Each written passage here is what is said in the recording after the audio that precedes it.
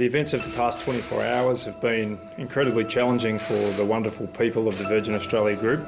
The embattled airline's on the brink of collapse after a $5 billion debt, leaving some 16,000 workers in limbo. I'm shattered. Never in a million years do we imagine the current situation unfolding. This is my livelihood. This is how I raise my kids and pay my bills. Virgin Australia's had a difficult past. The airline's run at a loss for the past 7 years, down $1.9 billion over that period. We always knew that there was work to do on the balance sheet. We take comfort from the comments from the government that this country needs a two-airline market. That airline will be Virgin Australia.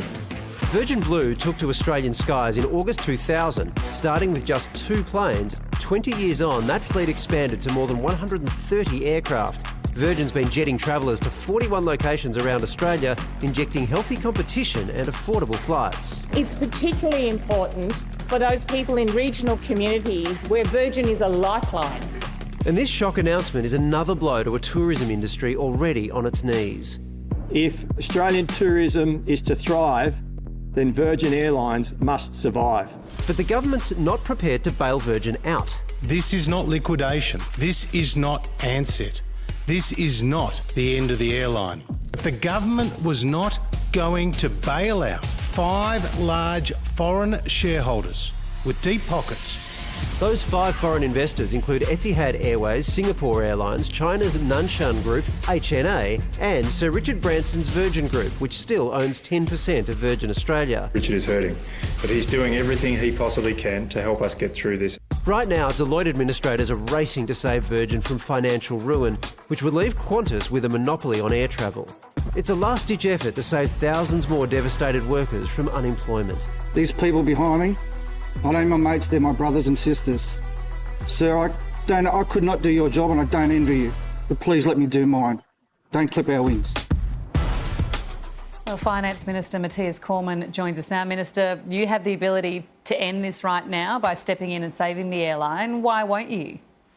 Well, I don't think that's right. Virgin clearly had some serious issues before the coronavirus hit, and indeed it carries a lot of debt. If we had provided another $1.4 billion loan without having any guarantee at all that this ultimately would lead to a viable and profitable business on the other side, all that we would have done is put taxpayers' money at risk without any guarantee of success on the other side. So what we now have with the administration is a capacity for the business to be appropriately refocused on the performing parts of the business, and indeed there's an opportunity to test the market on whether and to what extent there is private sector interest to buy the airline, to help recapitalise the airline, be part of the restructure and indeed be part of a profitable and successful future. So that's all opportunities but no guarantees. So maybe let's talk about the end game then and work backwards. Will the government, or is the government prepared to ensure that we have at least two major airlines in Australia at the end of this somehow? Well, we would like to see 2 major airlines at the end of this. Yes, we will be engaging in the process now with the administrator. We have appointed Nicholas Moore, a very experienced financial services and investment professional, to advise the government in relation to all of this. And indeed, he will engage with the administrator and Virgin on behalf of the government as they work through all of these issues. I understand that, but I'm just talking about what you're prepared to put up with at the end of it. There may be no credible bidders that come forward. There may be no one who wants to start an airline at a time when you've got a pandemic and it's not that easy to get aviation going again. We could end up with a situation where, but for government involvement, we have 1 major airline. Is that a position the government would be prepared to tolerate? The worst thing that we could do right now is to start speculating about what we may or may not be prepared to do without any proper information. Clearly there were some serious issues that will need to be resolved. The administrator now will have the opportunity to get to the bottom of all the facts and information. We heard from the former COO of Ansett, and something that he said that shook all of us was that there was just such a huge human cost associated with when Ansett folded. Is there anywhere for the government to specifically help in this scenario when it comes to mental health?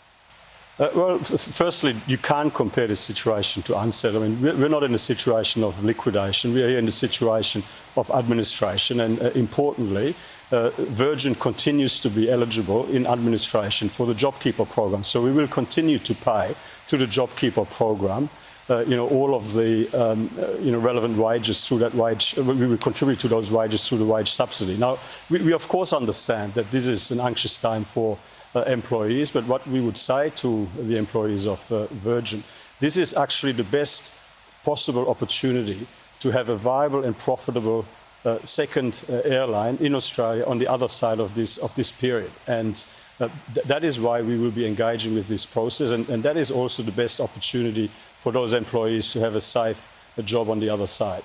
Mathias, if we're going to change topics slightly, you may have seen that Malcolm Turnbull's got a book out.